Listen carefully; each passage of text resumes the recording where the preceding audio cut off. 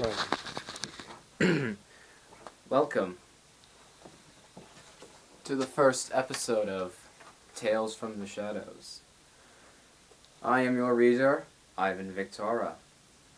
Now today we're going to be reading a personal favorite of mine, and it is called The Raven by Edgar Allan Poe. Most of you are probably unfamiliar with this one. Now, I'm sorry, I stopped there. Most of you are probably familiar with this poem. Some of you probably do not know what it is. But I'm going to read you this poem to you right now. So without further ado, let's begin. Once upon a midnight dreary, while I pondered, weak and weary, over many a quiet and curious volume of forgotten lore, while I nodded nearly napping, suddenly there came a tapping, as of one gently rapping at my chamber door. "'Tis some visitor," I muttered, tapping at my chamber door. Only this, and nothing more. Distinctly I remember, it was in the bleak December, and each separate dying ember wrought its ghost upon the floor. Eagerly I wished the morrow, vainly I had sought to borrow from my books a crease of sorrow, sorrow for the lost Lenore, for the rare and radiant maiden whom the angels name Lenore, nameless here forevermore.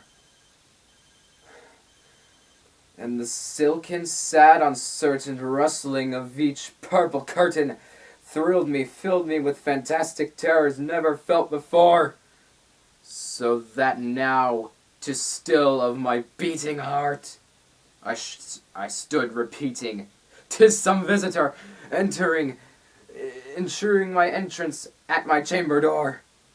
Some late visitor ensuring my entrance at my chamber door. That is it, and nothing more." Presently my soul grew stronger, hesitating, then no longer. "Sir," I said.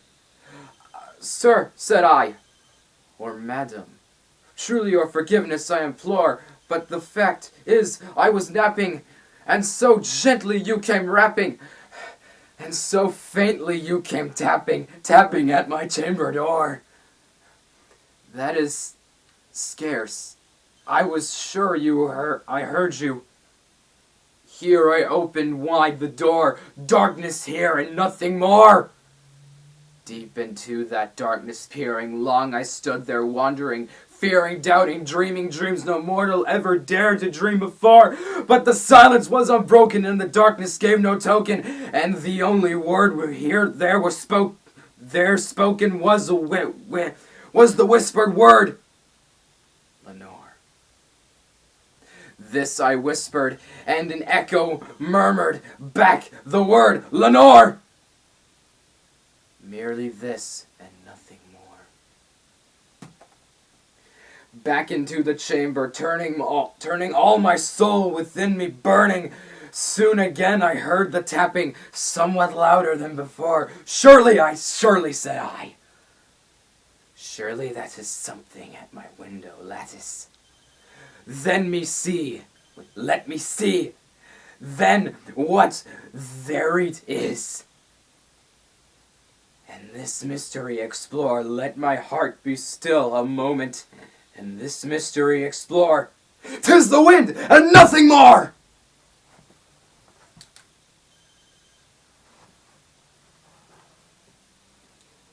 Then this ebony bird, beguiling my sad fancy into smiling, by the grave and stern decorum of the encounterance it wore, through my crest should thorn the shaven thou, I said, art sure no craven, ghastly, grim, and ancient raven, wandering from the nightly shore.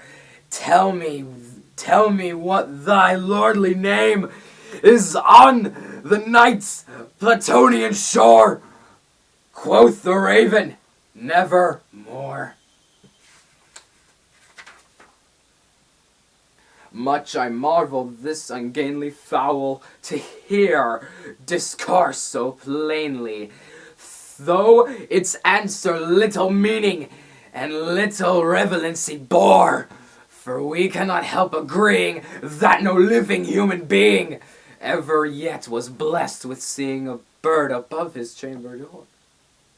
Bird or beast upon the sculptured bust above his chamber door, with such name as Nevermore. But the raven sitting lonely on the placid bust spoke only that one word, as if its soul in that one word he did outpour. Nothing farther he uttered, not a feather then he fluttered, till I scarcely more muttered, other friends have flown before, on the morrow he will leave me, as my hopes have flown before. Then the bird said nevermore. It startled as the stillness broke by replies so aptly spoken. Doubtless I said, what it utters is its only stock and store, caught from the unhappy master, whom unmerciful disaster followed fast as followed faster, till his songs one burden bore, till the dirges of his hope in that melody burden bore of nevermore. Startled at the stillness broken by reply so aptly spoken, doubtless said I, what it utters, it is only Sorry about that, I got lost in my words as I was raving. But the raven still begulling my sad fancy into smiling.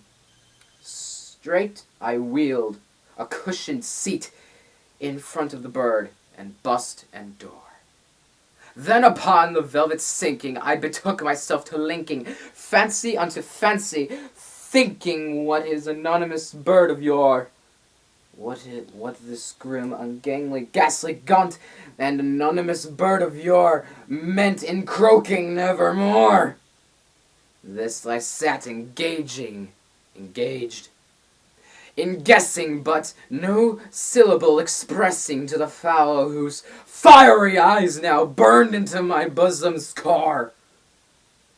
This and more I sat divining, with my head at ease reclining on the cushion's velvet lining, and the lamp light gloated allure.